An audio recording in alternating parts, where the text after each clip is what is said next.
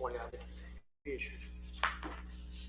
Aí, agora vai aparecer aqui. Aí, agora vai começar no Instagram. Manda pra galera lá no...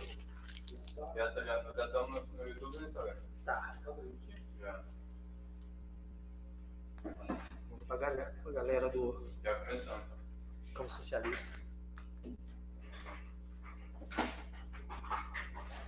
Boa noite! Boa noite!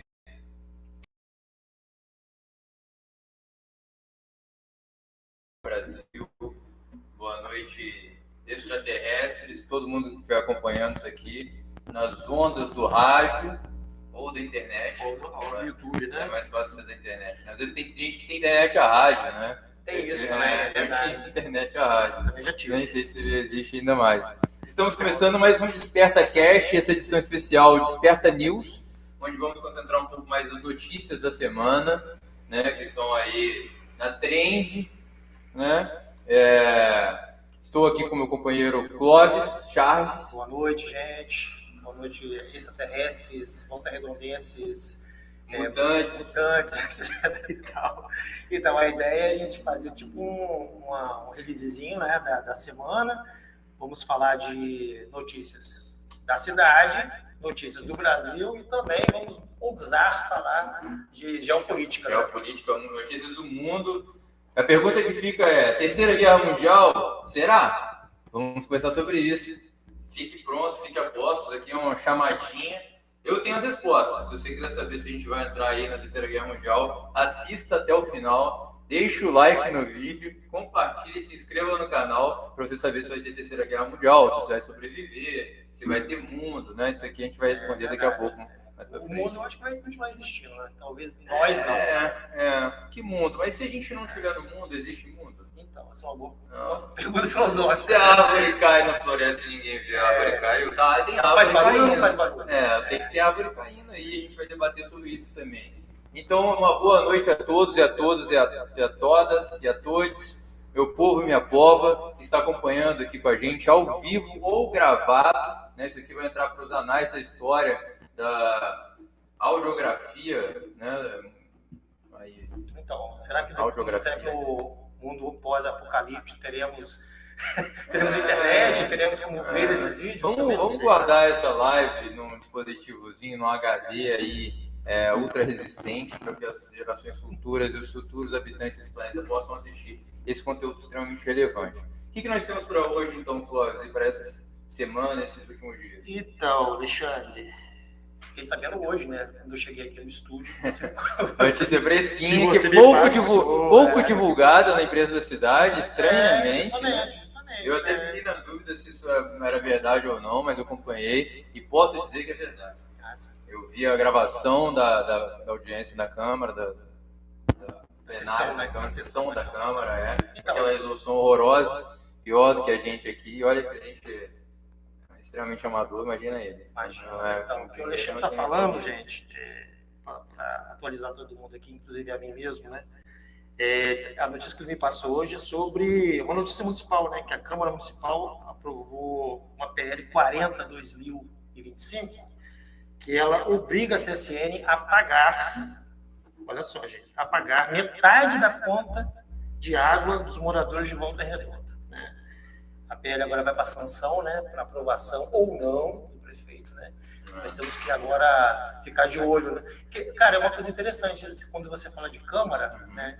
As pessoas não acompanham o que acontece na Câmara. Às vezes acompanha mais o que acontece na Câmara dos Deputados lá em Brasília do que acontece na própria cidade. Né? Porque se você tem uma mídia nacional, né, que fala sobre o tema, e você tem pouco uma mídia municipal, né, ou regional, né? Você vê TV Rio Sul fala, a TV Rio Sul é de Resende, né, onde se fala de Sul Fluminense, e a gente pode estender isso para outras regiões que nem sempre são representadas na mídia, né? Às vezes as pessoas que escutam rádio podem até acompanhar um pouco mais, mas eu achei interessante, né? Tem uma outra página aqui no Instagram chamada Tudo Sobre VR. E eles estão crescendo, né? Eles estão já com 58 mil seguidores, e eles postam de tudo, né?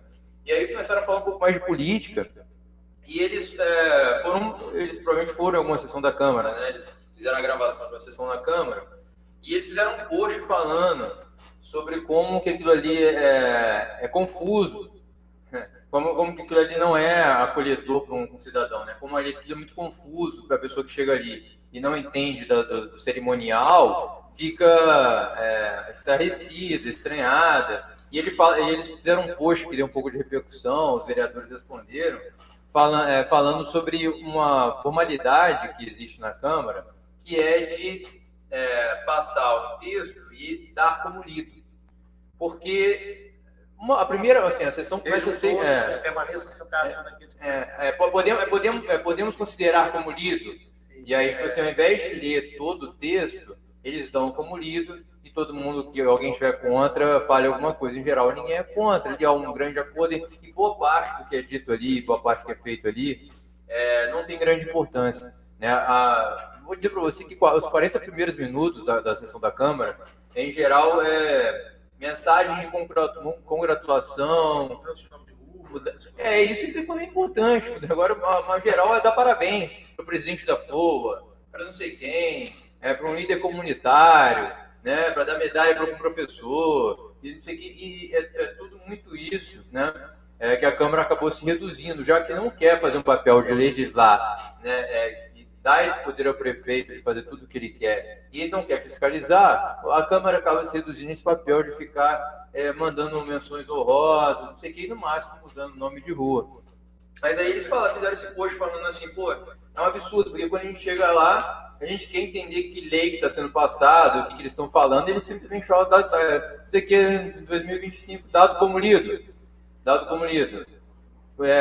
Todo mundo permanece como estava, passou. Assim, em um minuto eles passam. Quem que apurou essa matéria aí? Foi o pessoal dessa página, mas eu já acompanhei várias sessões, né? E acabei normalizando essa prática, né? Eu acho, concordo que é uma sessão da Câmara. Imagino que não seja só em Volta Redonda. Não, é geral. Já acompanhei Volta Redonda, Barra Mansa. Já fui na sessão de Resende também. Mas acho que até na Câmara Federal, né? Tipo assim, porque em geral esses textos são muito grandes, né? E os caras não têm muito interesse em ler, e ainda mais perder tempo ali lendo para todo mundo, né? Aconteceu agora nos Estados Unidos, muita gente muito republicano indo contra a própria lei que eles aprovaram. Eles chamavam de Big Beautiful Bill, né? Que era uma lei gigantesca. Sim, que ele incluiu tudo, né? Obviamente não ia passar tudo, né? Mas algumas coisas... E também para economizar trabalho, né? Tem que passar várias vezes e tal. Então fez uma lei gigantesca. E aí muita gente, muitos próprios deputados foram descobrir o que estava na lei depois. Muitos moradores, população foi questionar... Isso tem um nome aqui, chama Jabuti, né?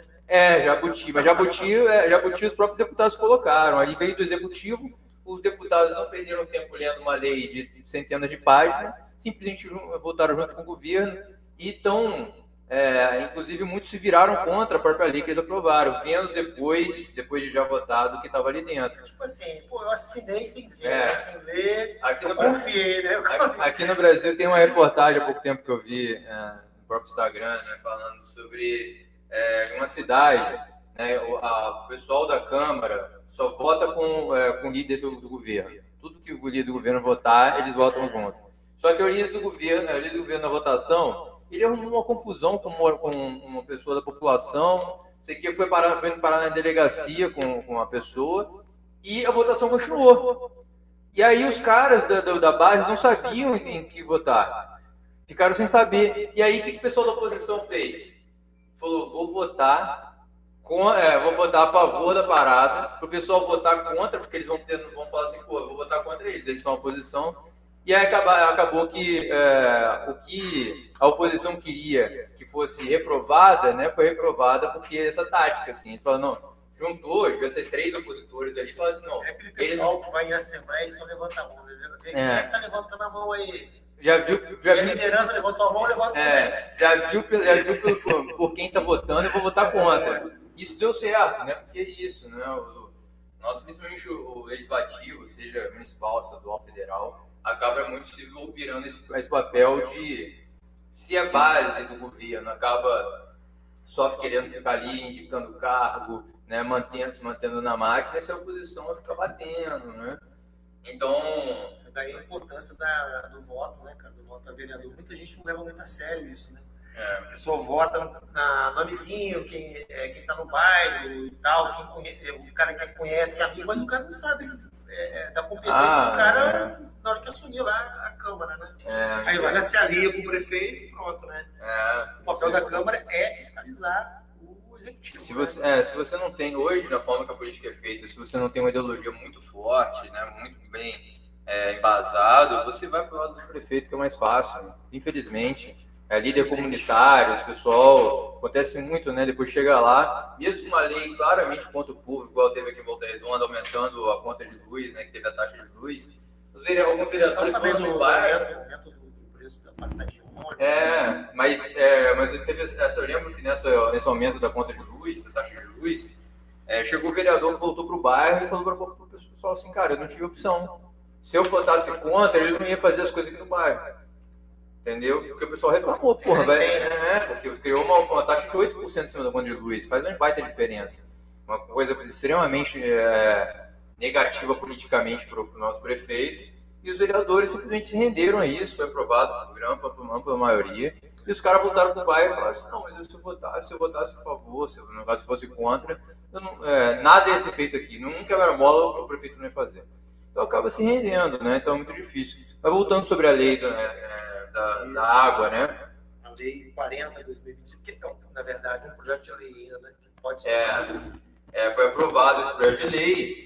2 vereadores da base do governo não estavam, né, na votação, que era a Carla Duarte e o Vaí Duré, e o Paulinho do Raio X, ele estava na votação, mas saiu antes de votar. Todos os vereadores votaram a favor da lei, e do projeto de lei, no caso, e essa lei, ou mesmo que o PL, ela obriga a CSN, que é a Companhia Siderúrgica Nacional, que a gente tem um histórico aqui, né, de poluição do ar terrível, mas também um histórico de sujeira nas nossas casas, né?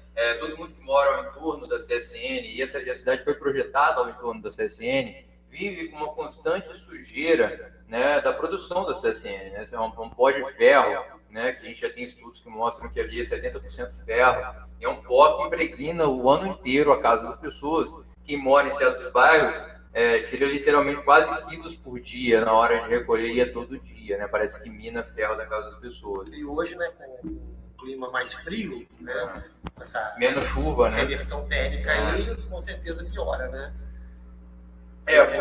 Porque no verão chove todo dia, então esse pó ele vai caindo e descendo na chuva, né? Vai entrando nos bueiros, né? Quando você fica uma semana sem chover, isso fica visível, né? Porque não tá vindo na chuva, né?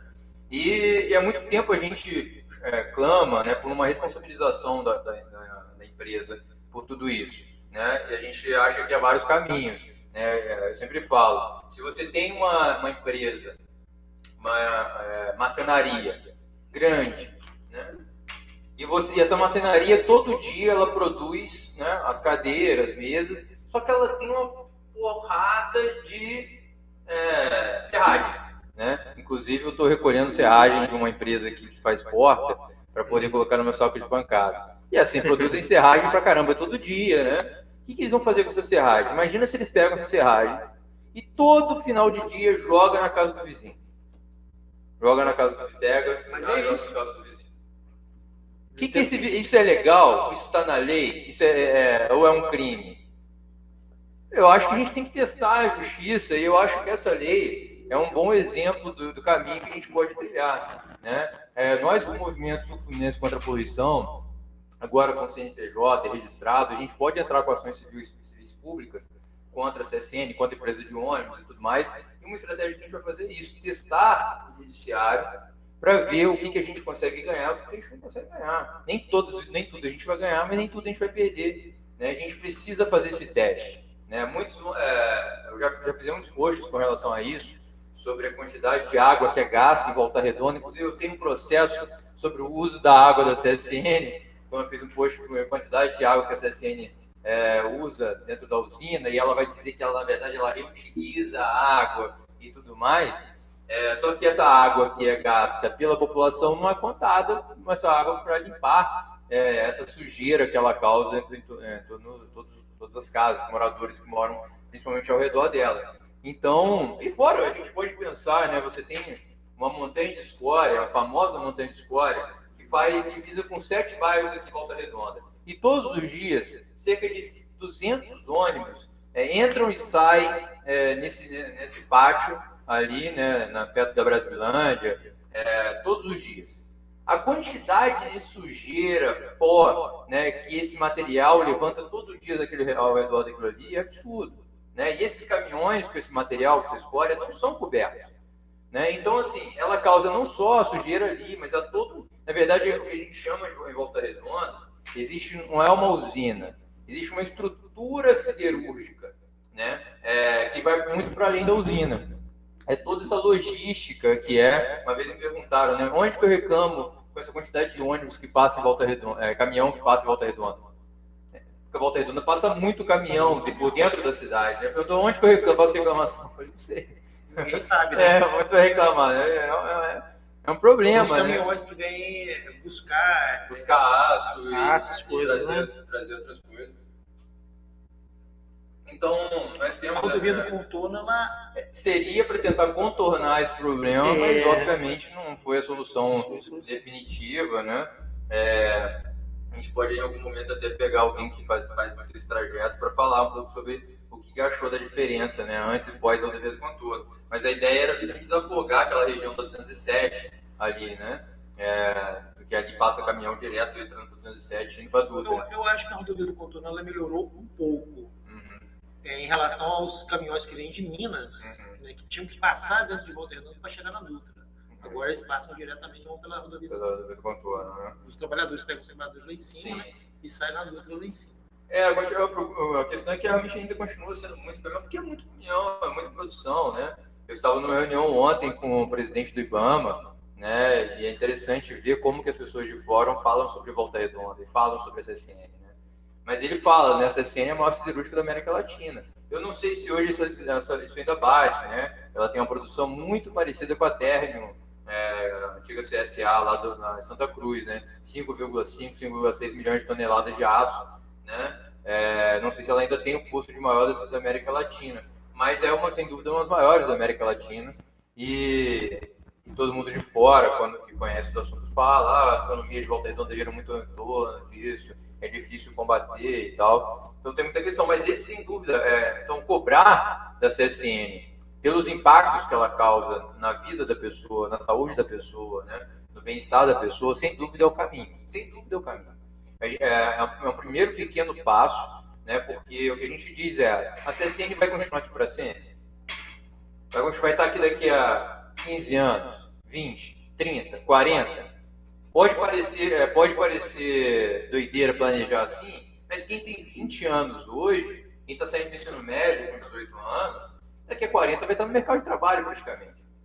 E essa CSN vai continuar aqui? Se não continuar aqui, isso não estou dizendo nem porque a gente quer fechar, mas o ciclo natural da própria siderurgia, a gente vai encontrar poucas siderúrgicas do mundo que tem mais de 100 anos, ou que tem 80 anos como as próprias CSN. E se ela vai em algum momento próximo, ou que seja 20, 30 anos, né, fechar, né, qual é o caminho para Volta Redonda? Tem que ser pensado desde já. Sim, isso aí é uma questão de planejamento. Sim, senão acontece com o Detroit. Estamos pensando nisso? Não estamos, né? Temos um governo, tem uma população pensando nisso. Não, só pensando hoje, olha lá, né, e abrindo cada vez mais mão, né, porque a gente antes foi no sentido contrário, né, teve a lei do aço, que, se eu não me engano, pelo Albertazzi, que foi aprovado quando era deputado estadual, isso ficou, o juiz barreirou a lei, ficou muito tempo parado, mas esse ano passado começou a valer, que basicamente quase acabou com o ICMS da siderurgia, né, que era de 18%, foi para 3%. Ou seja, o Estado está abrindo mão de milhões de reais, talvez centenas de milhões de reais, para a siderurgia. E quando essa notícia saiu, que essa lei ia valer, a CSN disse assim, não, a gente vai contratar milhares de pessoas com esse dinheiro, a gente vai reinvestir e tudo mais, não sei o quê. Isso tem 6 meses que eles fizeram esse anúncio. E você acreditou? Não, de forma alguma, né? E agora estão dizendo, não, tem uma crise mundial, os Estados Unidos está querendo fechar as portas para a gente, estão querendo colocar muito imposto, né? Colocar essas tarifas do Trump. Sabe quantos por cento que a CSN exporta para os Estados Unidos? Quantos? Da produção, chuta? Para os Estados Unidos? 10%? Não, menos. 5%? Menos. 3%? Cerca de 3%, de 2% a 3%. Então, É irrisório, né? você acha que a tarifa do Trump sobre o aço brasileiro está realmente afetando? Pra mim, cosquinha, hein? Não há. A CSN tem já muito bem, os seus clientes estão muito bem escolhidos e vendidos, né? A CSN, inclusive, se produzisse mais, venderia mais, né? Não há um problema de demanda pelo seu produto, né? Então não há motivo para dizer que há uma crise no aço brasileiro, mas ela vai dizer que sim, para poder não aumentar salário, ganhar subsídio, né? Então toda época de acordo salarial ela diz que tem prejuízo, né? Então nós temos essa dificuldade, mas sem dúvida essa lei aprovada provavelmente vai ser rejeitada pelo prefeito, né? Eu sei de uma história que eu não estou pensando que eu não posso contar. Você está prevendo o futuro aí, cara? Eu sei de uma história, eu ia contar uma fofoca. A gente estava comentando antes, né? Mexendo, sem citar nomes, né? Para levar mais processo. Eu não vou. Gente, eu tenho um processo só, tá? Eu tô me sentindo meio humilde, assim, meio humilhado aqui, porque eu tenho um processo. Mas, assim, sem citar nomes, né? Tem gente que tem algumas pessoas que tem um escorpião no bolso, né, cara? Quando você vai mexer no bolso dessa pessoa que eu não posso citar nome. Eu tô pensando em como contar uma história, colocando palavras supostamente e tudo mais, né? É uma história que eu sei. Mas eu prefiro, então, eu não vou citar diretamente, vai ficar para o off. Eu vou para quem for membro do canal. Tô brincando, não tem nem membro ainda, nem canal de membro. Mas se inscreva que pode ser que a fofoca saia. Mas, assim, eu tenho certeza que o Neto vai vetar essa lei, né? E eu lembro que quando ele vetou a lei de tombamento do Umuarama, para quem não sabe, o Clube Umuarama é o primeiro clube de Volta Redonda sócio-recreativo, né? Foi inaugurado em 1942, né? Logo no início da implementação do CSN aqui. E ele foi ganhado no processo pela CSN, a CSN ganhou no processo a posse dele, né? Uma reintegração de posse, enfim, é um debate para outro momento. Mas a Secretaria, o Conselho de Cultura tombou, para quem não sabe, eu vi um vídeo esses dias, a gente vai fazendo igual o Rio, né? Vai mudando de assunto. Tombou a igreja? Do cara falando, não podemos tombar. Era uma igreja, eu não sou católico e tal, mas não podemos tombar uma igreja, que é um espaço, não sei o quê, é um espaço importante. Sem citar nomes e partidos, né? Uma idiotice, mas a palavra é meio confusa para a pessoa leiga, né? Mas um vereador não deveria saber do que se trata. Mas tombar, ou seja, proteger o patrimônio histórico da cidade, né? Então, o Conselho de Cultura tombou o Umuarama, né, protegendo ele, a CSN não poderia e não poderá mexer na estrutura do clube. E, na época, eu pensei, assim, foi aprovado por unanimidade na Câmara. Eu pensei assim, o nosso prefeito ele não vai vetar, né? Porque sabe que o veto vai ser derrubado. Porque se foi aprovado por unanimidade, né, para você derrubar um veto que seja 2/3, não tem porquê você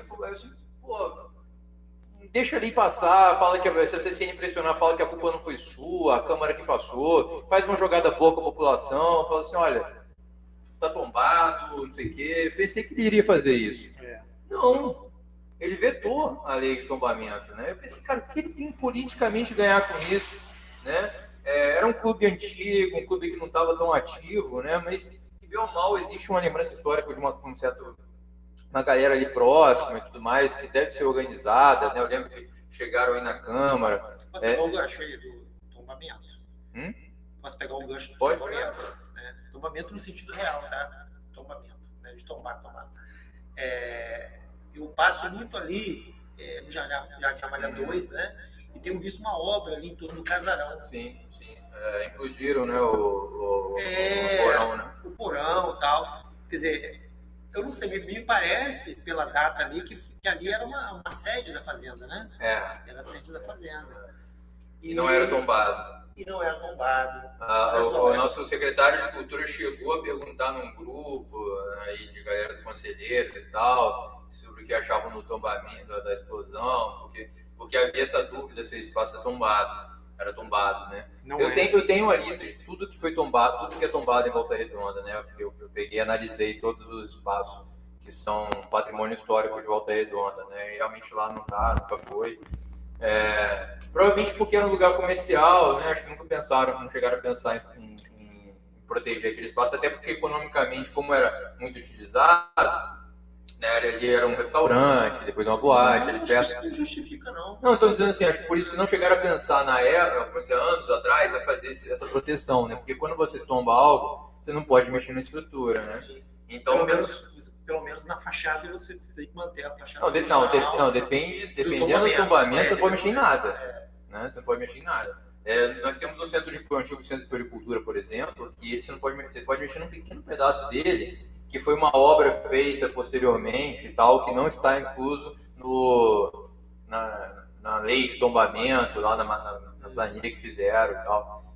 De resto, você não pode mexer em nada, né? Mas assim, eu pensei, ele falou, ele não vai tombar, né? Ele não vai vetar. E vetou para agradar, né? A gente pode dizer isso claramente, para agradar o povo da CSN. Eu acho que isso a gente não precisa esconder, né? Eu tenho outras histórias por trás, mas não vou, mas o que é claro, né? Por que ele vetou, né? Para agradar quem não gostaria que isso fosse vetado, né?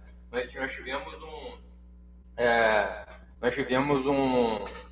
na época, né, que isso ali ia ser votada, a SSN ligou para o presidente da Câmara na época, que era o Dinho, e eles só pediram, não vote hoje, não vote essa lei hoje, amanhã a gente vai apresentar para vocês um projeto, explicar o que a gente quer fazer com recreio, na verdade, agora que eu estou lembrando. Com recreio, não vote isso, não, minto, é com Marama mesmo, o recreio foi em 2021. E aí eu estava na sessão, né, porque a gente foi lá acompanhar esse tombamento, e ele falou, não, a CSN me ligou, pediu para ter uma reunião com todos os vereadores, onde eles vão explicar o lado deles e tal. E a CSN no dia seguinte teve uma reunião com eles, eu não sei o teor, né, o que a gente ouve falar é que eles tinham um planejamento para ele se tornar um grande espaço imobiliário, né, um condomínio, mas eles derrubaram, na verdade, votaram, aprovaram o tombamento, depois derrubaram o veto do prefeito. Mas, então, assim, por isso que eu estou muito confiante que o prefeito vai vetar essa lei de 50% de pagamento da água pela CSN, né? Mas, assim, eu estou achando estranho a mídia não publicar sobre isso. Não vi nem na Folha do Aço, não vi em lugar nenhum, posso estar errado, eu posso ter perdido isso, mas eu não vi. Quando eu recebi essa notícia, eu também olhei com bastante ceticismo, né? Falei, será que é? Inclusive, ali foi protocolado dia 1º de abril. Só que ela só foi votada ontem. Mas eu assisti a sessão, e a lei foi lida na sua integridade, então fala, né, que esse dinheiro vai para os cofres direto para o SAI, né, não vai para a pessoa, né, que não vai ser subsídio direto para a pessoa, né? O SAI vai ver quanto que é a conta de todo mundo, né, vai pegar metade e vai pagar com o dinheiro que a CSN for colocar no SAI. Dependendo dos agravantes, essa multa, né, considerada uma multa, a CSN pode até aumentar, né, pode até chegar a mais de 50% da conta de água. Obviamente acho justo, né? Na verdade a gente tem que pensar em outras coisas, como por exemplo o pagamento de transporte público. Acho que é uma pauta. Primeiro, então, a gente, para finalizar esse tema, eu acho que a gente colocar assim, todo mundo deve saber que essa lei foi aprovada. Deve saber que essa lei foi aprovada, deve falar com o vizinho. Você sabia que a CSN vai pagar a metade da conta de água? Foi aprovada pela Câmara e tal.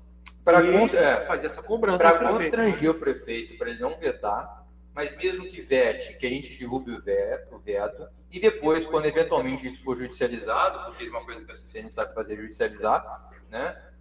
Inclusive a taxa de luz, né, que a gente tem em Volta Redonda, onde a população paga 8% da taxa de luz, a CSN paga 0,4%, a CSN foi na justiça, não queria pagar nem o 0,4%. Caramba! E só que perdeu, né, e está pagando, né, até onde a gente sabe. Mas ela foi na justiça, dizendo que não deveria pagar esse COSIP, né? E com certeza vai entrar na justiça agora, vai judicializar, e a gente às vezes acha que não, mas o judiciário também sofre pressão, né? Ele entende a pressão popular. Sim, então, sim. Eu acho que a gente tem que todo mundo saber que isso está acontecendo, que essa lei foi aprovada, né? Que a CSN então vai pagar metade da conta de água. Para mim vai ajudar para caramba, que só eu, sozinho, pago 200 e poucos reais de água. Então, gente, eu acho importante as pessoas que estão assistindo aqui que divulguem esse vídeo, né? Depois a gente vai fazer um corte, né, Alexandre? Dessa parte aí, para justamente a pessoa tomar ciência. A gente tá, não sei, a gente não está dando em primeira mão essa notícia, né? Já saiu daquela outra página. Mas a gente está dando mais visibilidade a ela, e é importante que as pessoas tomem consciência e façam essa cobrança ao prefeito. Sim. Eu vou fazer mais vídeos falando sobre isso, eu acho que é um passo importantíssimo. E o próximo passo, para mim, é fazer com que a CSN arque com o transporte público. Por quê? Porque, segundo a legislação, o empregador ele deve se comprometer com o transporte público, né? Deve dar sua contribuição com o transporte público. O que o empregador faz? Ele subsidia, de certa forma, o vale transporte. É a única coisa que ele faz, né? O que acontece? Se você precisa de uma produção, você tem uma usina, você precisa de produzir. Para você produzir, você precisa de pessoas. Nenhuma máquina ainda, com inteligência artificial e tudo mais, mas nenhuma máquina industrial ainda funciona 100% sozinha. Então você precisa de pessoas para trabalharem ali. Essas pessoas saem de algum lugar. Então você, produzindo aquilo, você gera lucro. Lucro é o quê? É a diferença entre o valor que você pagou pela matéria-prima mais o valor do trabalho que você pagou, o resto é para você. Você tirou o lucro ali, contratou alguém e tirou o lucro. Então você está se beneficiando mais do que todo mundo com aquela produção. Você tem que, mas com aquela produção você cria, que a gente chama na economia de externalidades, que são produtos negativos dessa produção. Então você tem uma siderúrgica, um dos produtos negativos é a poluição atmosférica. Você tem outros produtos, acidente de trabalho, contaminação do solo, contaminação da água. Mas, assim, outra que é pouco dito é a externalidade do trânsito, por exemplo. Se você tem uma cidade onde 15 mil trabalhadores estão todos os dias indo na mesma direção, você cria um fluxo gigantesco por causa da sua produção. Isso é trânsito, é dinheiro. Você pode chamar isso aí que a gente estava falando anteriormente, que é a questão dos caminhões dentro do centro da cidade, né? Sem dúvida, essa é outra externalidade, né? Mas pouco a gente fala sobre essa questão do transporte, né? Então, se você tem milhares de carros todos os dias indo na mesma direção, né, para ir produzir e gerar lucro para outrem, para alguém, né? Alguém está sofrendo. O trânsito ele tem um custo. Cada 10 minutos, cada minuto que você passa no trânsito tem um custo para você. Tem um custo social, né? Você poderia estar fazendo outra coisa. Aquilo ali gera uma poluição maior com o seu carro. Aquilo ali gera um gasto com o asfalto, né? Tem diversos gastos com esse trânsito que é gerado pela produção da usina. E aí a gente pode dizer de outras, pelo mercado, a gente pode dizer por vários outros tipos de meios de produção e indústrias, etc. O exemplo vale para tudo. Mas, então, como você compensa essa externalidade do trânsito? A lei atual, a lógica atual é que você incentive o seu empregado a ir de ônibus, subsidiando o valor do ônibus com vale transporte. Então, o trabalhador paga 6% do salário, até 6% do salário dele com a passagem, e o resto o empregador completa. Então, ele tem um vale transporte que ele pode usar o ônibus gastando aquilo. Né? Talvez aí 100 e poucos reais por mês do seu próprio salário e tudo mais. O que a gente acha que é muito pouco, né? Porque essa externalidade não causa só diretamente ao próprio trabalhador que está indo trabalhar lá, mas há todo um problema social. A gente tem que pensar como política pública. Ou seja, eu que não trabalho na CSN, você que não trabalha na CSN, você sofre com o trânsito que a CSN causa. Seja principalmente de carro ou mesmo de ônibus, a galera indo trabalhar. Então nós temos que incentivar mais pessoas a pegar o transporte público, né? Porque você diminui muito esse impacto. Eu acho que a gente normalizou, né, cara? Porque é aquela história do sapo, né, que você já falou, né? O sapo, ele tá dentro de uma frigideira, o fogo está ligado e vai esquentando aos pouquinhos, ele não percebe, né? Porque, na verdade, a CSN, além desses impactos, porque a gente mora em torno de uma empresa gigante, né? que tem tudo isso, esse trânsito, essa entrada e saída de trabalhadores que já foram na porta da CSN, né? De manhã via o pessoal entrar, o pessoal sair. É uma multidão de gente, né? A gente pegando moto, pegando carro, no estacionamento, saindo, blá, blá, blá. Aquele horário ali virou um horário de pico, né? Da cidade, né?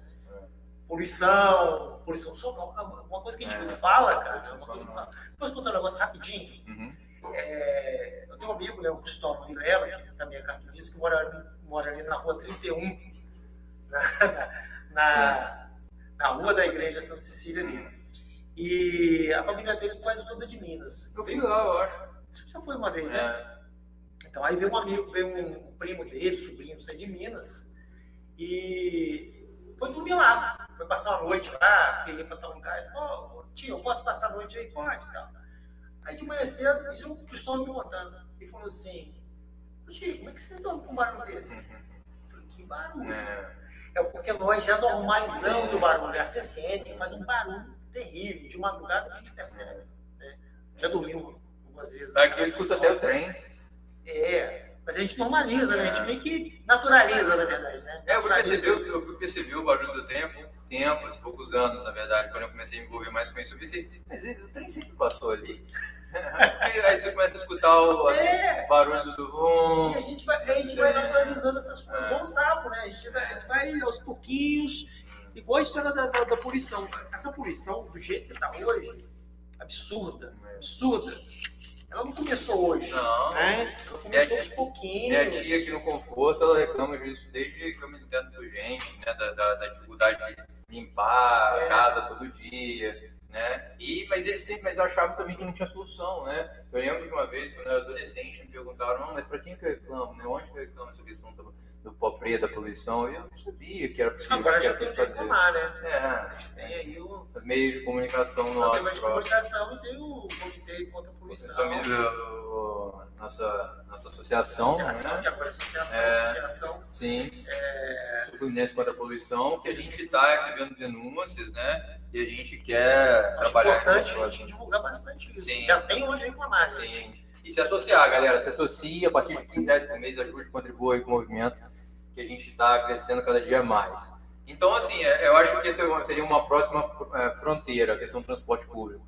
A CSN, ela ganha bilhões, né, de lucro todos os anos, né? Ela foi a empresa que mais valorizou na Bolsa de Valores em 2021, em plena pandemia. Ela ganhou lucro recorde, por quê? Porque ela conseguiu um acordo com os trabalhadores, onde ela ficaria 2 anos sem ter aumento, sem aumentar o salário dos trabalhadores. E teve lucro recorde, foi a empresa do Brasil. Todos, Petrobras, Itaú, etc. Foi a empresa que mais valorizou na Bovespa, né, a CSN. Então é uma empresa gigantesca que a gente está falando aqui, o transporte público de Volta Redonda hoje custa, para ser gratuito, R$60 milhões. Então, Alexandre, é uma coisa muito louca. A gente está falando assim, eu acho que a gente meio que naturalizou também essa coisa da CSN. Usa um termo meio bichulo, que cagar e andar para a cidade. Entendeu? Porque, se você pensar bem, cara, existe, assim, eu já prestei serviço para São Luban, né? Já prestei serviço para outras empresas privadas e tal, né? Que, poxa, existe uma política dentro da empresa de pensar na sua imagem, né, na sua imagem social. Me parece, não sei se eu estou enganado, me parece que a CSN pouco se importa com a imagem que ela tem, né, internacional, nacional e tal. Parece que isso não é uma preocupação da empresa. Isso é uma coisa que me choca, porque a empresa, na verdade, só se preocupa com a imagem dela, se preocupou com a imagem dela, e apareceu até propaganda na TV do Sul, estranhamente, logo após aquele ato que nós fizemos no ano passado, né? Aí logo, não sei se você percebeu, umas 2 semanas logo após aquele ato, apareceu algumas propagandas da CSN na TV do Sul. Assim, foi uma coincidência, né? A CSN, ela é uma empresa muito focada em um homem, né? Em um homem só, né? Benjamin Stenbrook. A gente vai falar de outro Benjamin no final da live. Mas Benjamin Stenbrook, né, que ele não só é presidente da CSN, né, mas ele é presidente do conselho. Tá muito nesse assunto aí. Inclusive, um dos processos que ele tem é justamente uma charge que você fez dele, né? É ele que está ali na charge que você foi processado, né? Então, quando você tem as decisões de uma empresa movidas por um homem só praticamente, né, onde ele é ali o acionista majoritário e não só CEO, mas presidente do conselho e tudo mais. Então, li esses dias, né, falando... E a sociedade tem sido muito crítica dele, né? Saiu uma matéria no Globo falando assim, Stenbrook se preocupa muito com o salário, o seu. E aí, porque naquele momento a CSN estava aumentando, enquanto reajustava o salário do trabalhador aí na inflação, estava aumentando em, se não me engano, 70% o salário dos seus diretores, né? Ele incluindo. Então, já estamos tentando falar, ele está com 71 anos e fala muito de questão de sucessão, e a assessora teoricamente seria a filha dele, Vitória Stenbrook, que dizem que teria um perfil mais técnico, não sei o que, mas também, enfim, é uma empresa muito centrada em uma pessoa só. A gente tem tudo que uma pessoa pode ter de defeito, né, a gente pode falar de arrogância, outros defeitos, acaba se transformando para uma empresa, né? Então, por isso que é importante, às vezes, a gente responsabilizar não só o CNPJ de uma empresa, mas o CPF também, né? De quem comanda a empresa. É algo que a gente tem que debater. Mas eu acho que a gente podia ir para a pauta, continuar na pauta ambiental. Né? Sim. Aproveitar o gancho, né? Falar sobre a exploração da foz do Amazonas, da Amazônia ali. Né? O que você acha disso? Dá um contexto aí. Deixa eu falar aqui. O informe da nossa deputada do PSOL, né, Sâmia Bonfim, né, falando sobre que foram leiloados 34 blocos para exploração de petróleo na margem equatorial, incluindo a foz do Amazonas. A discussão já havia um tempo atrás se eu ia fazer, né? Ou seja, já leiloaram, né? São 989 milhões, ou seja, quase 1 bilhão para os gigantes da Petrobras. Né? Eu coloquei aqui a informação minha, leia seus acionistas estrangeiros, ExxonMobil, Chevron, CNPC. E é importante esse dado aqui, tá? Que é a maior concessão de área de preservação. Ela atinge 6 terras indígenas, unidades de conservação, ameaça de espécie. Ataque à vida, soberania e também ao meio ambiente. Já aproveitando o gancho do meio ambiente, né? Olha só, para onde vamos, né? Aí não tem como não tem como a gente, assim, muita gente acha que, pelo fato da gente ser do PSOL, a gente ser de esquerda, a gente dá uma carta branca para o governo federal e assina embaixo tudo que faz. Não, muito pelo contrário, né? Quando a gente tem que criticar, a gente critica também. Infelizmente, é um governo de conciliação que não se posicionou, mesmo tendo a Marina lá com... Na verdade, isso na verdade eles estão ativamente fazendo, né? Esse leilão, né, ocorrido, não é pressão do Congresso, né? É o Executivo que está leiloando isso. Sim. O Congresso não tem poder de leiloar essas áreas, né? As cagadas do Congresso são outras, né? O Lula sempre se diz favorável a essa exploração, ele disse que não é a Foz do Iguaçu, uma foz do Amazonas, está longe, não tem risco, não sei o quê. Mas tem tantas questões para serem debatidas aí, né, que é um assunto complexo com várias camadas, né, e tudo muito ruim. Primeiro, né, assim, nós estamos falando de uma exploração, quer dizer, manter um sistema colonialista. Né? A Petrobras não é do povo brasileiro, né? Ela foi vendida, né?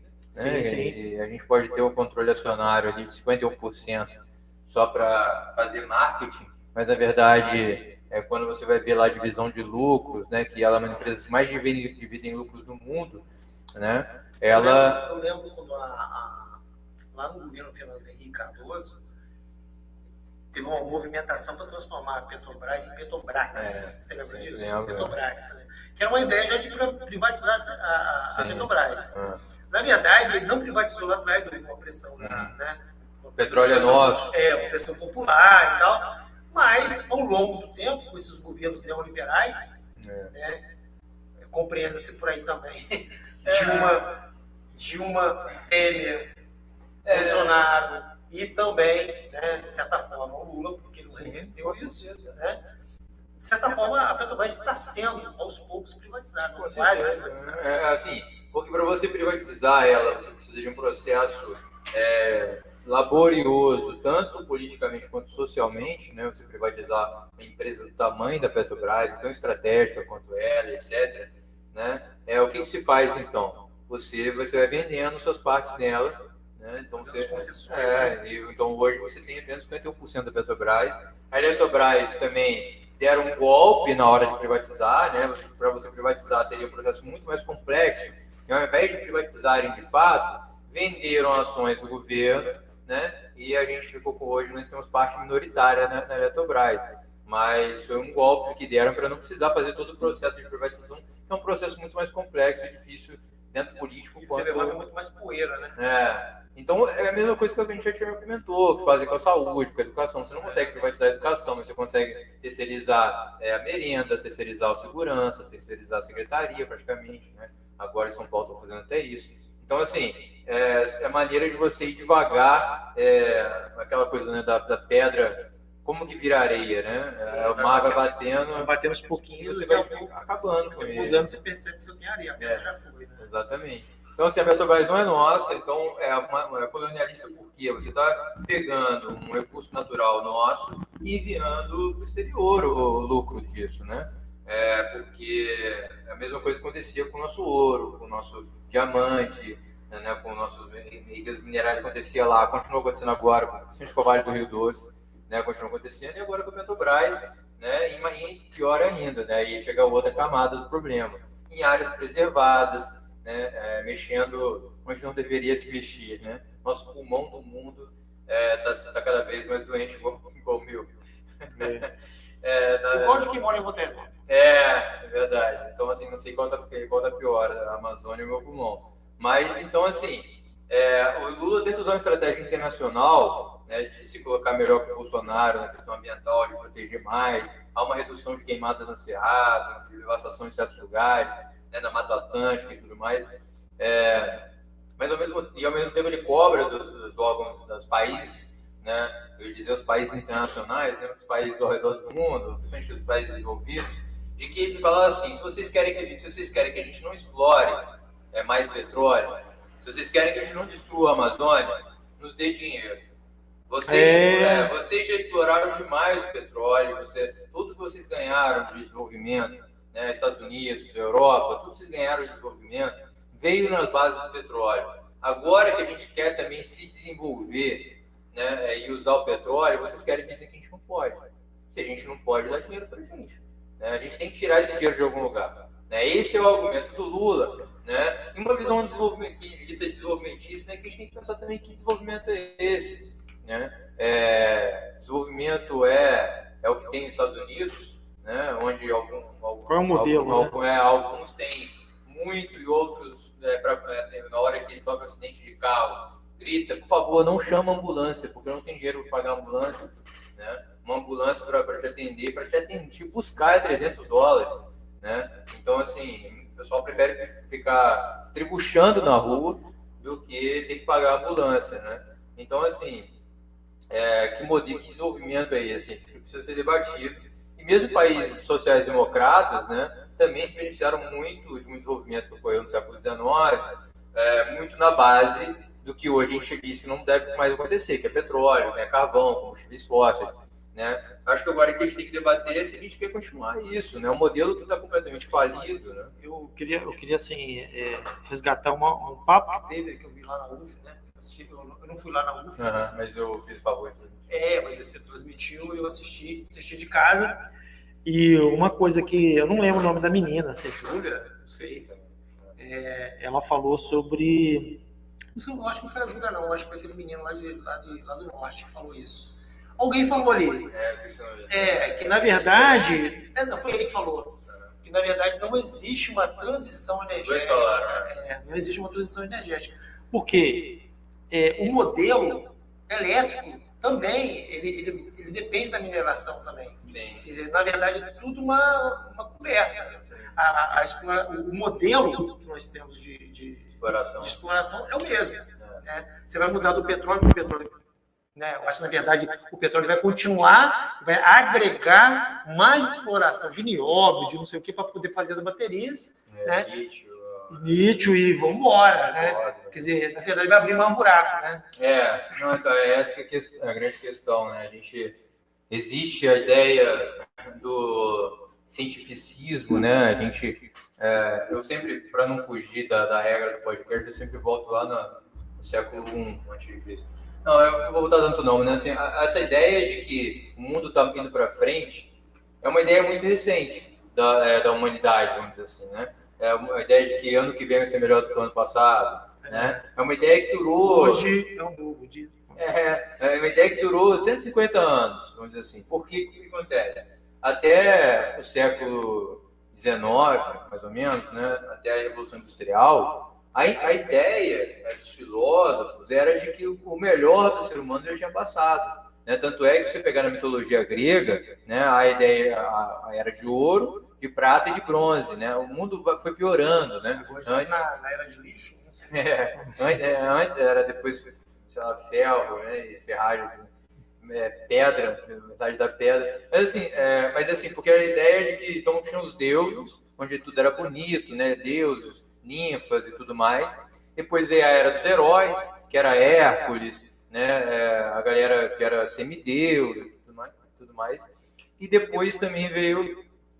aí foi piorando, né? Vamos dizer assim. Aí veio a era do homem e as guerras, guerra de Troia, né? Depois você tem ali a Odisseia e tudo mais, que é a volta de Troia. Mas já é uma humanidade cada vez menos mágica, vamos dizer assim, né? Então, cada vez pior, né? Se pegar aí para os fãs de Senhor dos Anéis, né? O Senhor dos Anéis é da década de 30 e 40, né? O Hobbit de 1937, se eu não me engano. Mas o Tolkien, ele tinha uma filosofia muito parecida.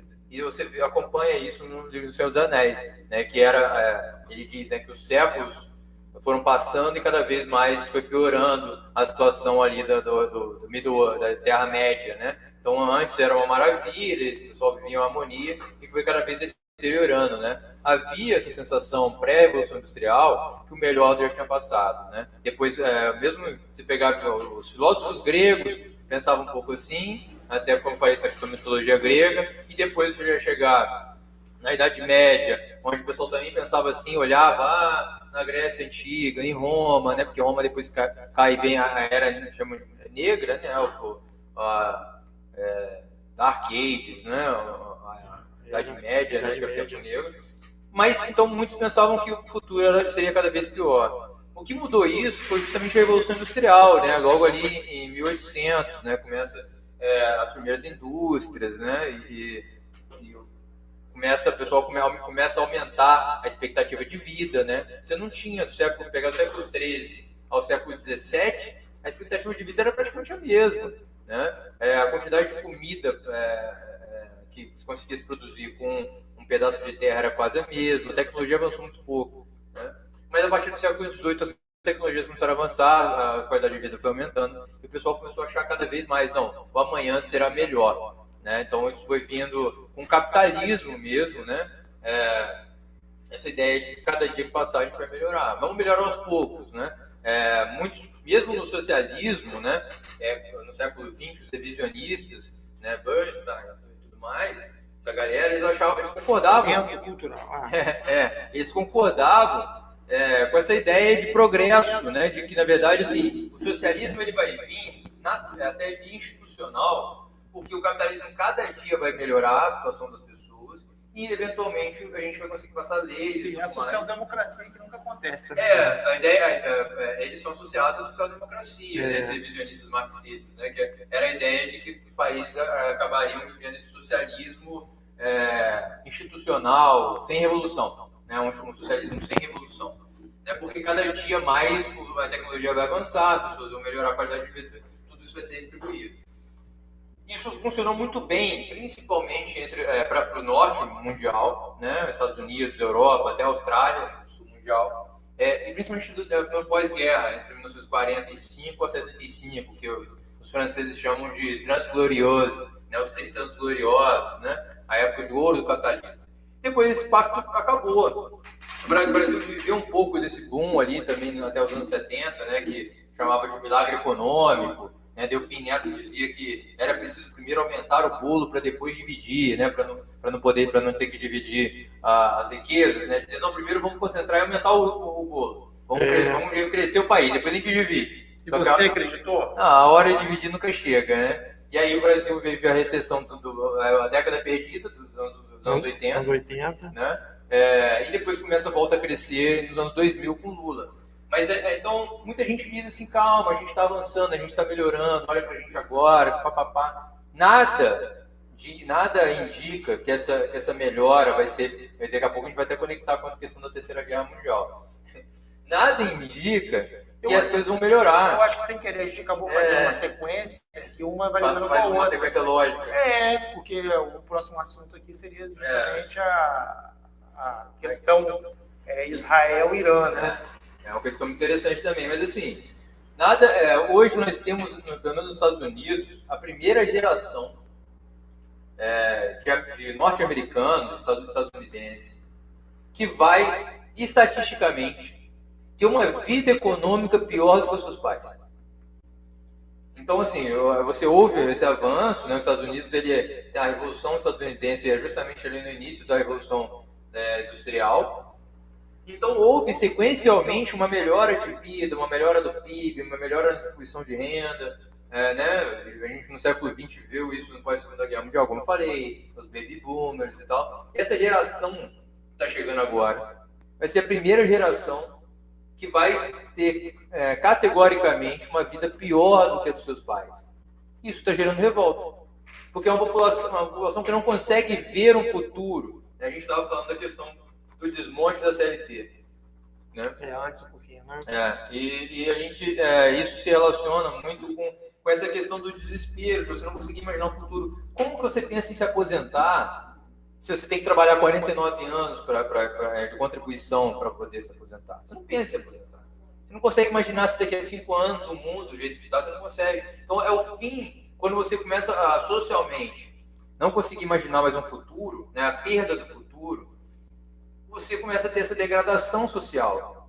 Por que isso? Para que eu vou pagar meu INSS se eu nunca vou aposentar? Não tem sentido, né? Para que eu vou ter FGTS se eu nunca vou comprar uma casa? É verdade. É melhor pegar esse FGTS agora e gastar tudo no meu presente de Natal, né? Então, assim, a vida dita como sólida que existia no século XX, ela acabou. Isso é né? muito ruim, né, cara? Eu não sei se é ruim. Será que isso é ruim mesmo? Não é uma coisa que a gente pode filosofar, né? Porque, de certa forma, esse é o meu problema com a social-democracia, né? Porque, na verdade, a social-democracia seria, assim, o que seria o pelego dentro do sindicato, né? Ele, de certa forma, ele amortece, né? Você, de certa forma, você diminui, inclusive, a pancada que o capitalismo selvagem. Sim. Ele pode, que a pessoa pode sofrer com o capitalismo selvagem. Então a pessoa vive numa ilusão de que pode melhorar, e melhora. A pessoa melhora o salário, tem uma educação mais ou menos, tem uma saúde mais ou menos, então a pessoa acaba mantendo o sistema, né? Eu acho que é uma burrice, né? A forma como as pessoas, como esses líderes mundiais agora estão trabalhando, né? É muito difícil, porque assim, o governo Lula nos anos 2000 avançou muito, isso é inegável, principalmente para quem tinha muito pouco, para a população nordestina, principalmente, né? Avançou muito, mas eu vivi numa época, né, justamente do rompimento desse pacto social, onde haveria esse avanço, né? Então, quando eu tinha 19 anos, eu entrei para engenharia em 2011, 2010, 2011. Quase que você trabalhou no CCN. Eu cheguei a fazer alguns anos de engenharia. E na época que eu entrei, todo mundo ia ser rico. Todo mundo ia... Não tinha essa ilusão, né? Porque você tinha um país que ia para frente, era o 7º maior país do mundo. Você ia ter a Copa do Mundo, você ia ter Olimpíadas. Então todo mundo ia ter emprego e ia ser rico. Né? E a gente entrou com essa ilusão, mas que rapidamente se desfez quando 2014 chega, que era Marolinha, se torna uma crise no Brasil. Não, foi 2014, né? No Brasil chega só em 2014 ali com... A crise mundial, eu acho que foi em 2008. Isso. Né? Só que o Lula em 2009 fala que você chega só com Marolinha no Brasil e tal. Só que chega de fato em 2014 no Brasil, onde o Brasil tem uma recessão, né? Diminui de tamanho. Ali pelo governo Dilma, né? Quando a Dilma vai tentar a reeleição, né? Você tem aquelas tumultos de 2013 e tudo mais. né? Mas já estava vendo sinais de que aquele pacto social tinha sido feito em cima de areia. Não havia uma mudança estrutural. Você não fez reforma tributária, você não fez reforma, nenhuma reforma social, estrutural, de fato, foi feita. Então, simplesmente houve uma redistribuição no final, né, vamos dizer assim, de onde o governo gasta, mas não houve uma redistribuição de onde o governo tira, para não incomodar os donos do poder. Isso é assim que começou a diminuir o quanto o dinheiro arrecada, o governo teve que escolher para onde ia mandar o dinheiro. Ele escolheu manter os benefícios de quem tem muito dinheiro, né? E a população sentiu. Volta Redonda, por exemplo, como exemplo, né, de 2012 a 2018, perdeu 10 mil empregos. Foi uma década perdida, né? E os Estados Unidos viveu a mesma coisa, assim, de 2008 a 2020, assim, 2020, antes da pandemia, o pessoal estava começando a recuperar o nível que tinha em 2008. Então, assim, você imagina, você com 20 anos, até os seus 30 e poucos anos, seu país está em uma recessão que não acaba, né? Então, isso gerou uma frustração muito grande, tanto na população brasileira, estadunidense, mundial, né? Esse fenômeno foi feito porque as promessas do capitalismo não se cumpriram. A esquerda não soube trabalhar essa revolta, né? Essa desilusão do povo com o capitalismo, né? E quem soube trabalhar foi a extrema-direita, porque, como eu já disse outra vez, a direita deixou a extrema-direita crescer e a esquerda não deixou a extrema-esquerda crescer, né? Ela preferiu continuar sendo hegemônica, mas como uma conciliação, né? E a gente viveu isso. Então, acho que a questão, para finalizar a questão da exploração, né, da foz do Amazonas, né? Eu acho um baita retrocesso. O mundo não precisa de mais petróleo, o Brasil não precisa de mais petróleo. A gente não vai ver esse desenvolvimento chegar na população. Esse petróleo não vai se converter. Eu lembro que na época do pré-sal falou que isso ia investir em educação, nunca foi feito. Nunca foi feito. Isso não vai ser... Era 10%? Não é? Tinha até mais, eu acho, né? Acho que era mais. No Rio de Janeiro, eu acho que é 10%. E aí, royalty ia para educação. Mas que foi criado um fundo do pré-sal só para educação, né? A Dilma prometeu isso e nunca foi feito. Então, assim, esse petróleo que vai causar devastação na região, vai causar mais impacto no aquecimento global, né? Porque é mais carbono no ar e não vai se reverter em benefício para nenhum de nós, né? A gasolina não vai baratear, né? O valor da gasolina depende de um monte de outras coisas mundiais que não do mais de petróleo que a gente tem aqui, e só vai enriquecer justamente os donos aí de ações da Petrobras. Então, enfim, eu acho que é só devastação. A gente precisa pensar em investir em outro modelo energético, tecnológico. É preciso realmente pensar a questão porque realmente placa solar utiliza um monte de minerais, né? Energia eólica, tudo isso usa materiais que a gente tira da terra, e a solução para isso é controle social, né? Como diz lá o movimento, soberania popular sobre a mineração, né?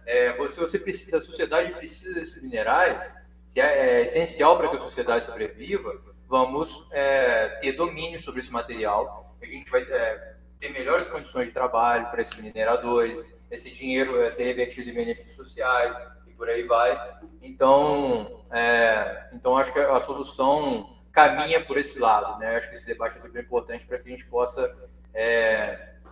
acho que nosso operador de câmera está com uma recomendação. Uma hora? Não, é mover para lá. Para cá. Nós temos aqui o nosso assistente. Assistente para assuntos gerais. Né? Técnicos. Tudo, mexe com tudo, né? Mas eu acho que a gente podia aproveitar, eu tô aqui para isso, tá, Alexandre? Porque o assunto vai, né? Vamos tentar, né? Vamos fazer 1h30 de live aqui. Então a gente podia aproveitar, já que você está falando de petróleo, a gente falar sobre a questão de Israel e Irã, que obviamente, né? Irã é uma questão interessantíssima, né? A questão do petróleo lá também pegou, né? Sim, né? Historicamente. A gente estava falando. Não sei se você conhece o contexto do Irã. Não tanto quanto você. O que eu sei é que o Irã... O Irã está entrando pro BRICS agora, entrou pro BRICS, eu acho. Não como você, mas queria. Ele entrou? BRICS, né? Entrou pro BRICS, agora o Irã... para entrar, né? Não sei. Sei que existe uma ferrovia, né? O BRICS Plus, né? Que estão chamando aí, estendendo vários países. Argentina, vários outros países. Exato. Acho que também Venezuela. Tem mais de 10 países. Mas imagina, entra Venezuela, entra Irã. No BRICS, a gente vai ter o monopólio quer dizer, nós, né? O BRICS vai ter o monopólio do petróleo do mundo, né? A questão do OPEC, né, também é uma questão interessante aí, porque o cartel do petróleo está se desmanchando, né? Porque tinha o OPEC Plus também, né? Que eles tentavam controlar o preço, né? O maior produtor do mundo, que são os Emirados Árabes, eles tinham o preço que eles queriam manter o petróleo para manter a lucratividade alta seria $100 o barril. Só que hoje está por volta de 60 e pouco, 70 dólares. E eles, para conseguir aumentar o preço, eles têm que diminuir a produção.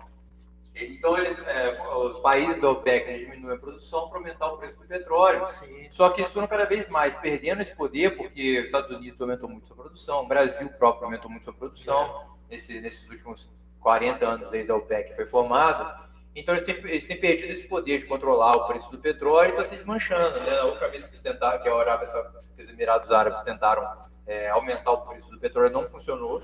Né? Vários países do próprio OPEC desobedeceram, então não tem funcionado. Mas a questão do Irã, eu não sou especialista, né? Quando a gente começa assim é foda.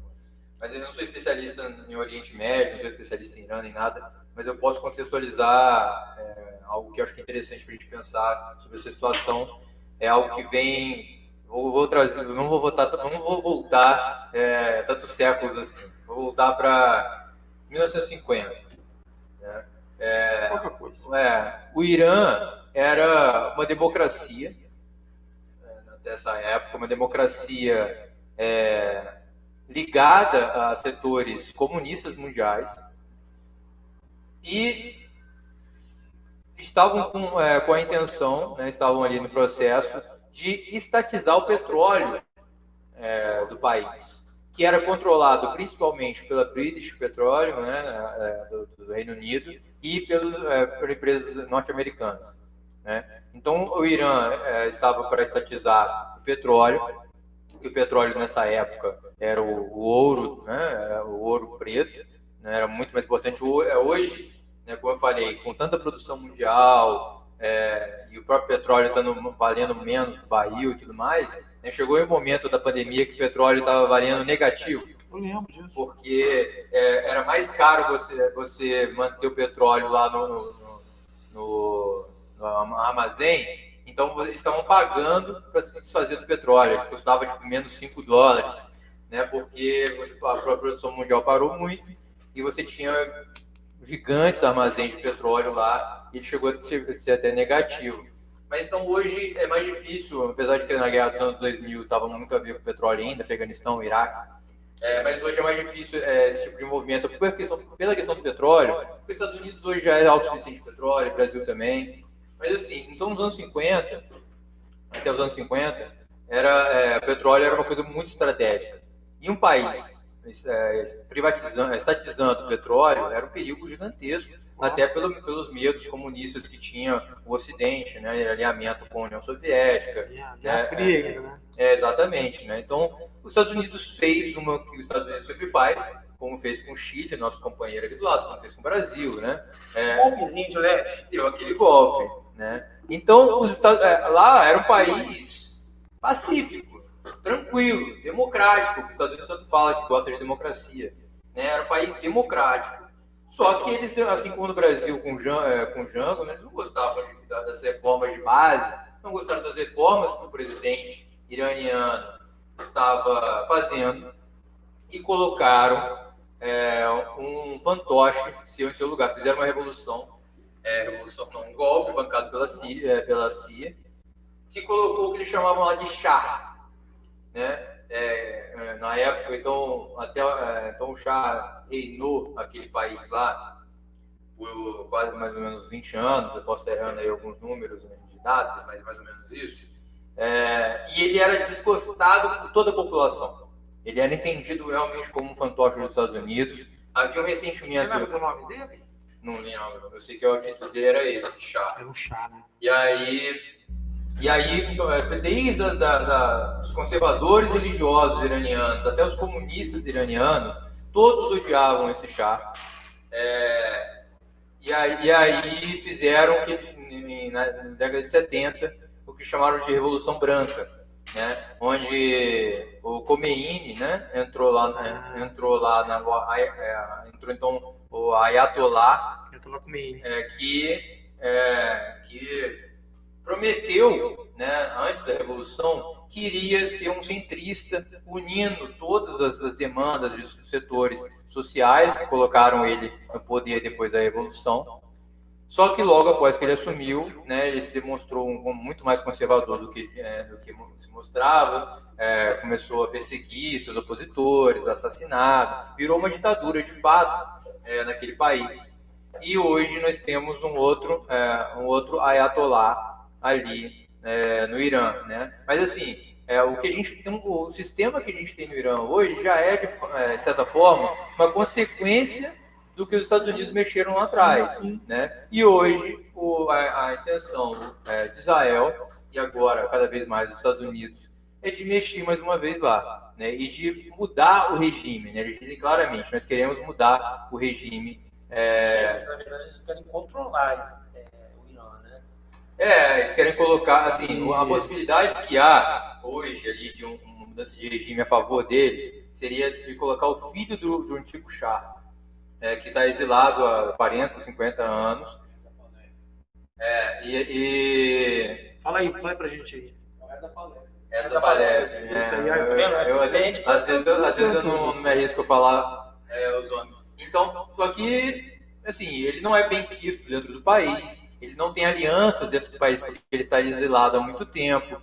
E hoje, com a guerra do Israel contra o Irã, né, há um movimento iraniano, mesmo de quem odeia o atual Ayatollah, né, de defender, chamam de um movimento chamado de Rally the Flag, né, tipo assim, de você, um movimento nacionalista, de você ir atrás da sua bandeira, né, independente de quem está no poder, defendendo contra forças externas, né. E esse filho do Shah, o Reza Pahlavi, ele tem posições muito brandas com relação a Israel. Então é difícil se tirarem o atual Ayatollah, conseguirem implementar a goela abaixo dos iranianos esse segundo Shah, que ele consiga manter o poder por muito tempo, porque ele não, como eu falei, ele também, além de não ser bem quisto, ele não tem alianças profundas dentro do sistema de governo ali no iraniano. Ele está exilado, né? Exatamente, ele nem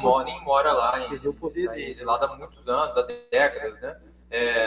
Lenin e Trotsky estavam exilados, né, antes da guerra, mas era diferente. E era um pouco menos tempo do que esse Shah estava. Mas então hoje Israel, então qual que é o contexto maior com relação a esses ataques e o momento, né? Israel há algumas décadas já diz que o Irã está muito próximo, né? Tem um vídeo de 2012 onde Benjamin Netanyahu fala que o Irã está a semanas de conseguir montar uma bomba atômica. Em 2015 ele faz um discurso que fala também o Irã está a meses de conseguir uma bomba atômica. E vai. E até hoje não há nenhuma comprovação de que o Irã está sequer perto de conseguir montar uma bomba atômica. Eles na verdade eles repetem a mesma receita, né? Você lembra lá acho que foi no Iraque mesmo, né?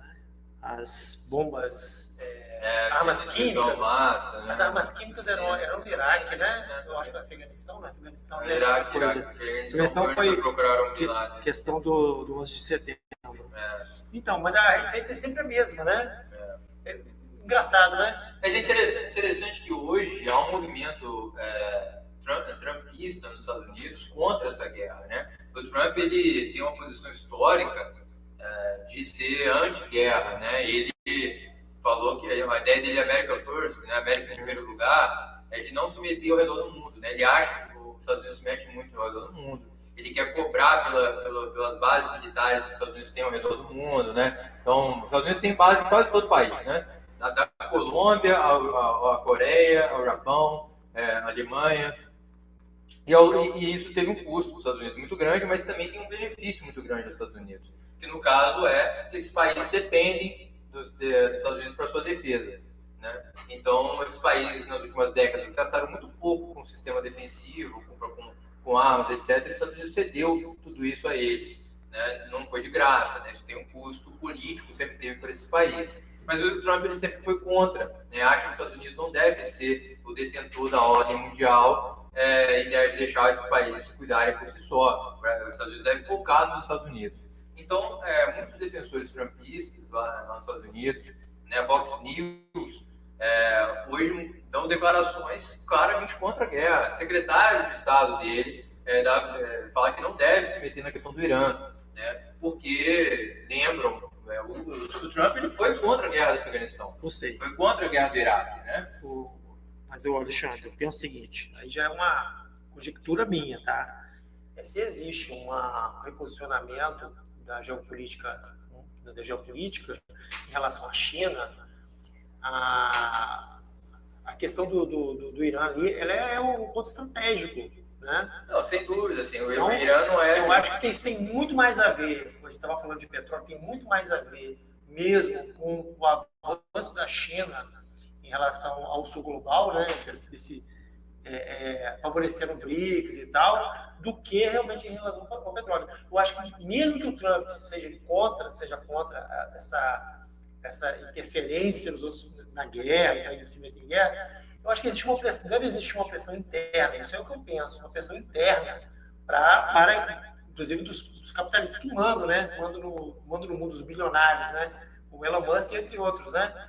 Que haja realmente uma interferência do Irã por conta desse reposicionamento da geopolítica. Assim, na verdade, ali, né, Israel, há uma sequência de fatores que empoderou Israel para poder fazer esses ataques, né? E a gente não está nem falando da Palestina ainda. Então, que é outro assunto. Netanyahu, ele estava contra a parede com relação à Palestina, quase todo país do mundo, inclusive os Estados Unidos, pressionando para que ele mudasse sua política com relação à Palestina. E você tem um enfraquecimento regional dos aliados históricos do Irã, né? A Síria, Bashar al-Assad caiu na Síria, que era um defensor, protegia também o Irã, né? Hamas, Hezbollah também estão enfraquecidos. Completamente fora do jogo, né? E que também era uma potência defensora do Irã. Então, o Netanyahu viu como uma janela de oportunidade para poder tentar destruir o Irã. Mas eu acho que isso não saiu da cabeça dele sozinho, né, cara? Não, sim, mas ele é o menos radical dos seus secretários. Os secretários dele de defesa são fascistas, declaradamente, né? Eles defendem genocídio, extermínio étnico e tudo mais, assim, são declaradamente fascistas. Para o Netanyahu perdeu a última eleição. Para ele conseguir se manter no poder, ele teve que se aliar a setores da extrema-direita. Ele já era, vamos dizer assim, quase uma extrema-direita, mas um pouco mais ao centro. Ele teve que cada vez mais se aliar à extrema-direita e a outros setores conservadores de Israel para poder se manter no poder, né? Então, hoje ele está aliado aos piores dos piores e a galera lá pressionando justamente para acabar com... Eles querem a destruição do Irã, porque eles veem o Irã como uma ameaça ao Estado de Israel. Eles acham que se o Irã conseguir bomba atômica, acaba com Israel. Entra a questão também, quem tem direito de ter bomba atômica, né? Se os Estados Unidos têm, se França tem, se Inglaterra tem, porque quem deve ter? Eu continuo pensando nos botões aqui, que na verdade isso tem... Eu acho que assim como as armas químicas eram um pretexto, a questão nuclear também é um pretexto. Eu acho que tem mais a ver não com a geopolítica. Não, eu acho que com certeza tem a ver com a geopolítica da região, mas eu vejo poucos ganhadores nisso tudo, né? A gente tem 3 cenários mais possíveis, né? Você tira o atual Ayatollah Khamenei, o atual Ayatollah Khamenei, falo tudo errado. Obrigado. Mas eu me enrolo tudo nas palavras, mas é o atual Ayatollah. Você entra o Shah e ele se mantém ali mais ou menos no poder, tenta se manter mais ou menos no poder, né, com o apoio do Ocidente. Ele não consegue se manter sozinho ali, o Ocidente dá um apoio político a ele. e vai sofrer muita pressão interna, né? E tal, e ele tenta se manter o melhor possível dentro dessa conjuntura, mas hoje cada vez menos isso é aceito, né? Então, se pegar, isso não deu certo no Iraque, no Afeganistão, não deu certo, né? A saída dos Estados Unidos no Iraque, no Afeganistão, ficou 15, 20 anos lá, e saíram deixando tudo para trás, uma confusão, um caos na correria, e hoje o Talibã... Tem muitos fatores. O Talibã aí, é outra história interessantíssima, interessantíssima, né? Da indústria armamentista americana, que luta muito com isso. Então, eu acho que esses fatores vão pressionar muito, mas, mais uma vez, a chance de dar bom é muito pouco. Porque, assim, sabe qual a diferença de população entre Iraque e o Irã?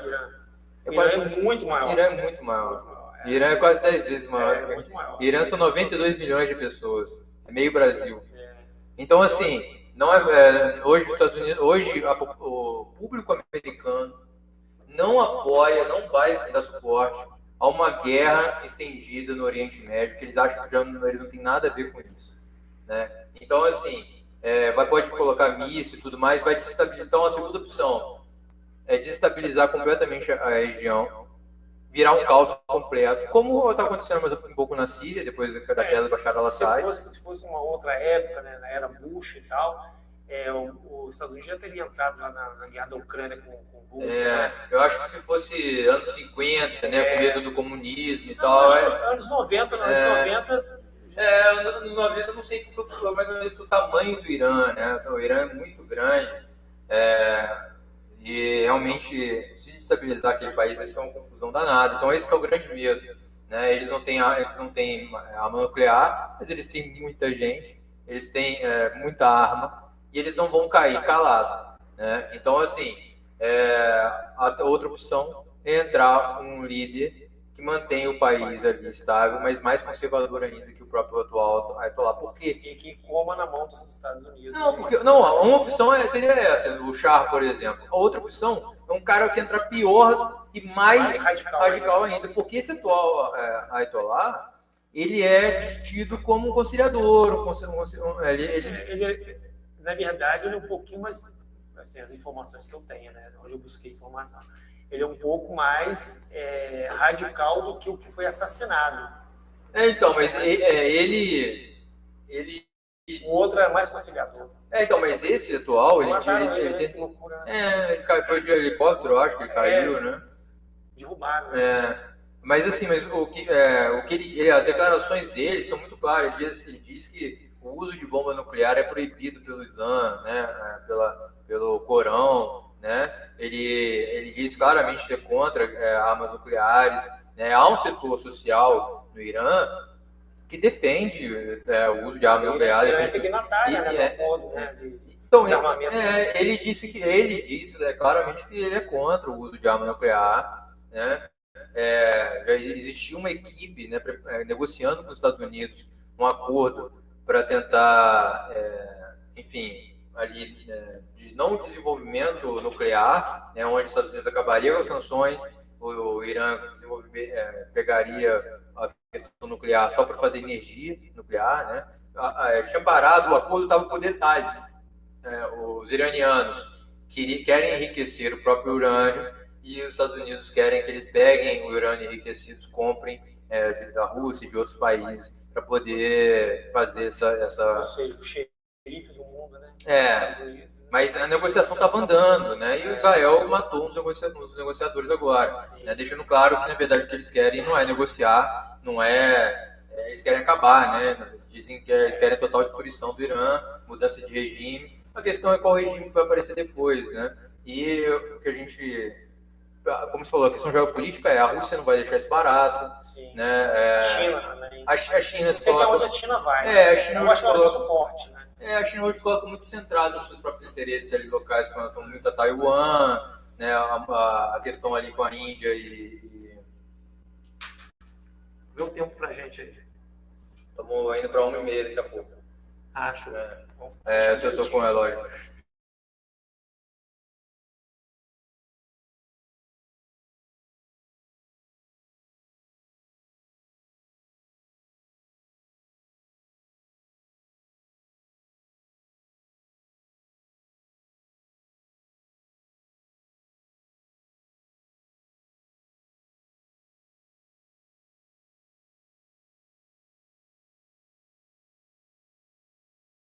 a Rússia, a União Soviética ocupou o Afeganistão, na verdade deu apoio à revolução afegã naquele momento.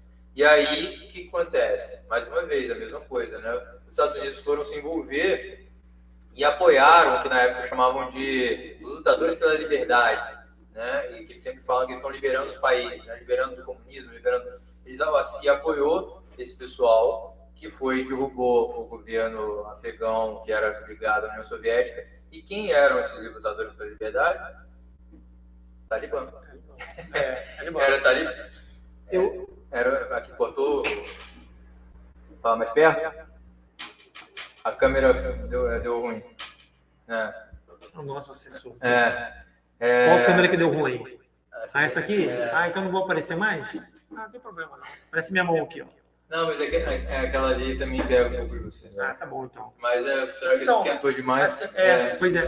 Cara, eu assisti há muitos anos atrás, antes do World Trade Center, ou seja, antes de 2001, né? Antes de 2001, um documentário da National Geographic falando do... não lembro o nome dele, era o Leão de Panjshir. Já ouviu falar? Não.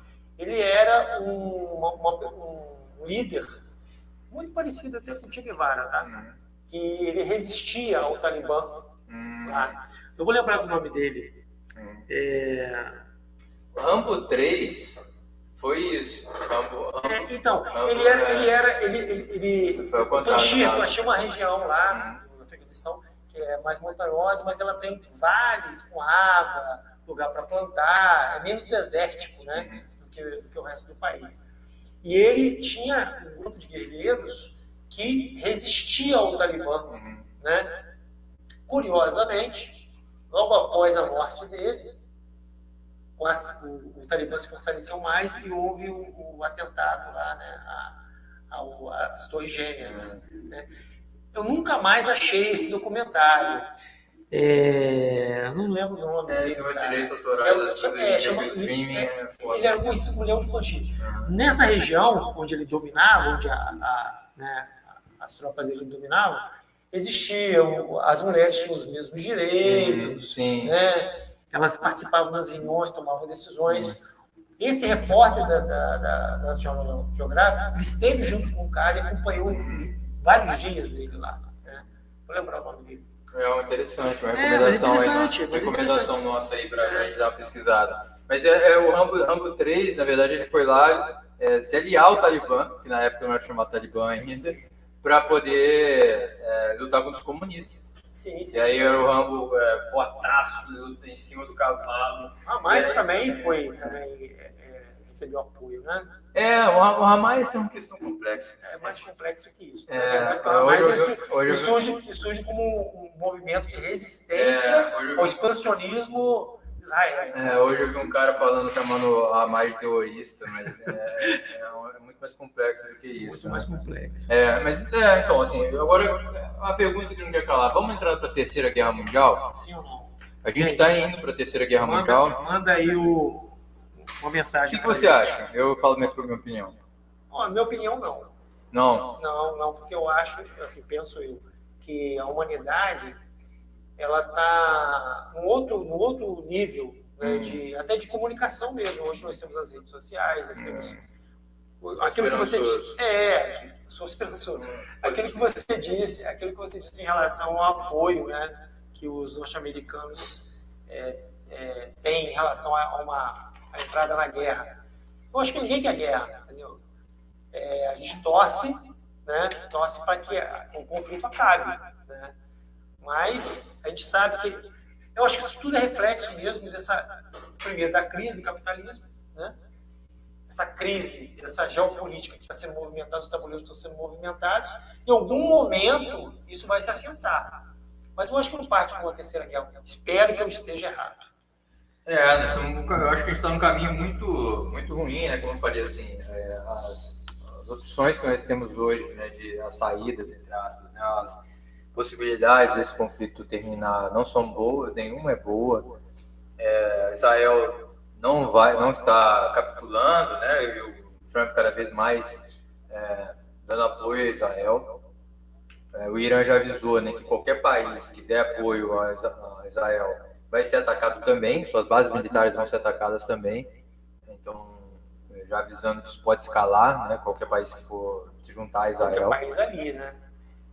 O míssil dele tem um alcance tão longo. Não, mas eu estava vendo uma reportagem falando sobre, por exemplo... Você acha que o míssil lá ele consegue chegar até o condomínio da Barra aqui, no caso do aqui não chega não. Chega não? Aqui não chega não. Mas assim, você estava falando mas embaixada pode chegar, né? Sim. Então ele estava falando, por exemplo, da questão de base militar inglesa lá, né, na região, por exemplo, chega, né? Base militar francesa, né? Mas não precisa nem de míssil, não, vamos explodir ele. Tem ali perto. Então, assim, eles já deixaram claro que qualquer um que vai ajudar Israel vai ser tratado como inimigo também, como país que vai entrar na guerra. Então, cada vez os países vão ter que tomar alguma decisão, né? França, Canadá, tem que sair de cima do mundo, né? já colocaram que são contra a posição de Israel, contra essa próprio Israel com relação a Gaza, mas também agora com Israel com relação ao Irã. Então, a União Europeia tem se posicionado a favor de uma resolução pacífica, entre aspas, mas se os Estados Unidos entrar na guerra, e os Estados Unidos é o único país que tem a tecnologia de destruir bunker, né, que é um míssil subterrâneo, que ele pega até o subterrâneo, né? Então, Israel quer muito isso porque os locais de enriquecimento de urânio, tudo ali no Irã são subterrâneos, né? São em bunkers, né? Então, eles estão tentando trazer os Estados Unidos para essa guerra, mas isso não vai ficar barato, né? Isso não vai terminar assim, né? Irã tem poucos aliados, de fato, mesmo regionais, mas também há um descontamento muito grande também, né, dos Emirados Árabes, né, do entorno ali daquela região, Arábia Saudita e tudo mais, do que tem acontecido até com o povo palestino, né? E eles estão muito voltados para a questão econômica. Essa é a verdade, né? Então, as alianças econômicas hoje falam muito mais alto do que um respeito étnico, uma defesa do seu povo, coisa assim, de países vizinhos, né? Mas há um incômodo muito grande de como o Ocidente tem tratado aquela região, né? Então, vejo com muita preocupação também. Não descarto uma possibilidade, não acho que de terceira guerra mundial assim de cara, né? Eu não descarto um escalonamento, eu acho. De uma guerra, né? Uma guerra ali na região, né? E alguns atores se aproveitarem, né? Igual aconteceu na Síria, o Bashar al-Assad caiu e virou um caos, né? Um caos danado, onde o Ocidente bateu palma porque não gostava do Bashar al-Assad, a Rússia ficou bolada porque apoiava o Bashar al-Assad, mas essas coisas vão acumulando, né? A Rússia, para invadir a Ucrânia, ficou planejando por mais de 10 anos, né? Eles primeiro tomaram a Crimeia em 2014 e ficaram se preparando. Hoje você tem dados que mostram, né, que até prepararam a própria economia, né? O Putin lá preparou a economia para a guerra, né? Para suportar a guerra e tal. Então eles estavam já planejando esse ataque e quando apareceu a oportunidade, invadiram, né? Então eu acho que muitas coisas estão borbulhando ali e estão tacando gasolina no fogo, né? Então acho que a gente vai acompanhar, teremos outras lives aí para falar sobre todos esses assuntos e se o mundo acabar não teremos live, mas se não a gente continua e a gente teremos outro desenvolvimento com relação a esses assuntos. Dá uma mostrada para a gente na dia que vai ficar para o arquivo do DataCash. Fala se está bom aí. Sim. Então, vou começar da primeira aqui, né? Começar do começo. Começar do começo. Colocar na ordem cronológica do nosso papo de hoje. Estávamos falando sobre a água, né?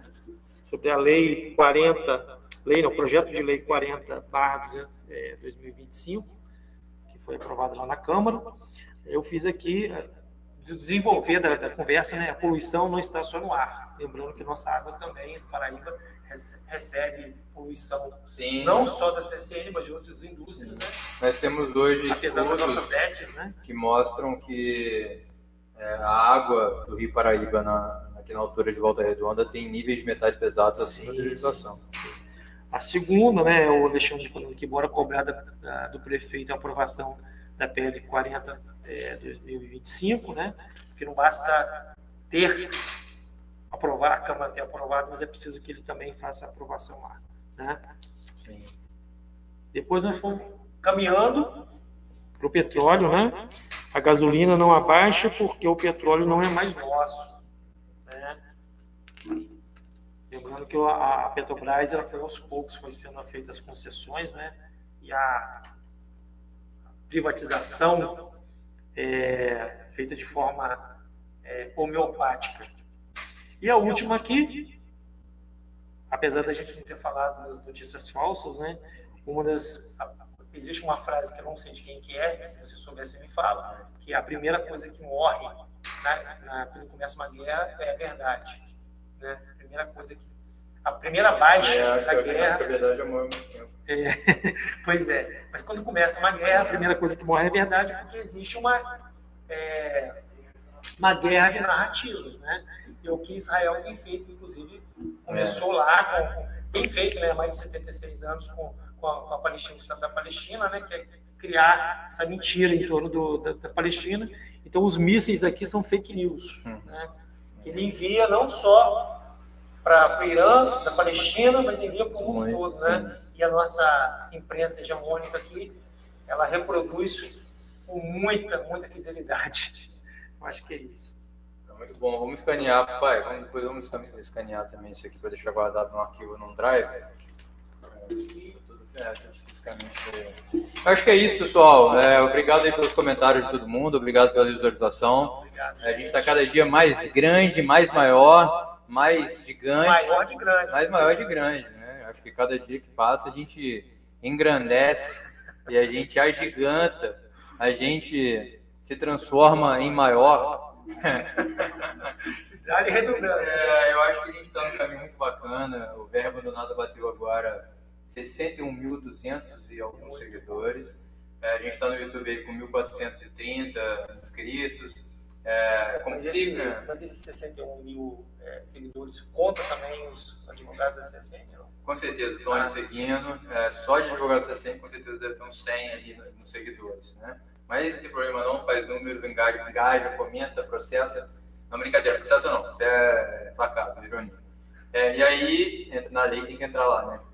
Lei, direito à ironia, pelo amor de Deus. Então, se inscrevam no nosso canal no YouTube, né? Deixem um joinha, porque lá é muito importante, né? O Instagram, ele engaja, mas ele não monetiza. A gente não ganha dinheiro nenhum com o Instagram, nem com o YouTube ultimamente, na verdade, né? Mas o YouTube é uma possibilidade para criadores de conteúdo, né, que acaba a gente também sendo criador de conteúdo. Então, siga lá, se inscreva lá no canal, porque nem sempre você vai conseguir assistir a live aqui no Instagram, no YouTube fica lá muito melhor guardada, você consegue mover mais para o assunto que você quer, então tem um pouco mais facilidade do que de assistir live de 1h30 no Instagram. Então, se você curtiu, dá uma olhada lá no Instagram, no YouTube, e se inscreva lá e curta e manda um pix também. É isso aí, alexandre.abandonada@gmail, pix, qualquer valor que o coração tocar, a gente tem criado. Repete aí, o pix, nossa, uma conta nossa. Ficou muito rápido. alexandrevrabandonada@gmail.com.